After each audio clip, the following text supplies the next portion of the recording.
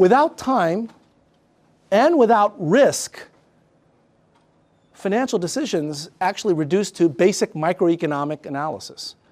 If you've taken an undergraduate course in microeconomics, supply equal demand, well, you've learned all there is to learn about finance without time and risk.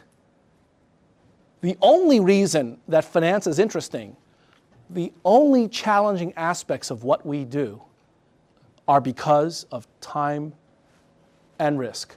The fact that cash flows now are not the same as cash flows later, and that time flows in only one direction.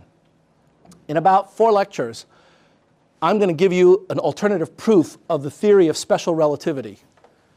And this proof will have to do with the fact that interest rates are non-negative. It turns out that there's a very deep philosophical connection between finance and physics that we're going to get to, okay?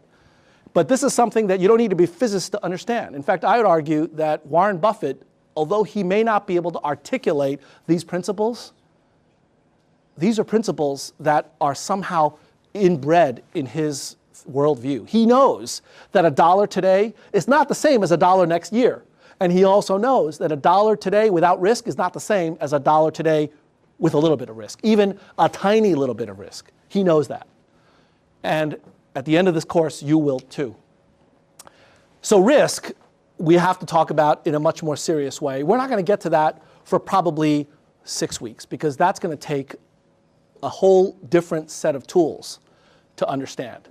So what I'd like to do for the first 3 or 4 weeks is to focus on time and just time.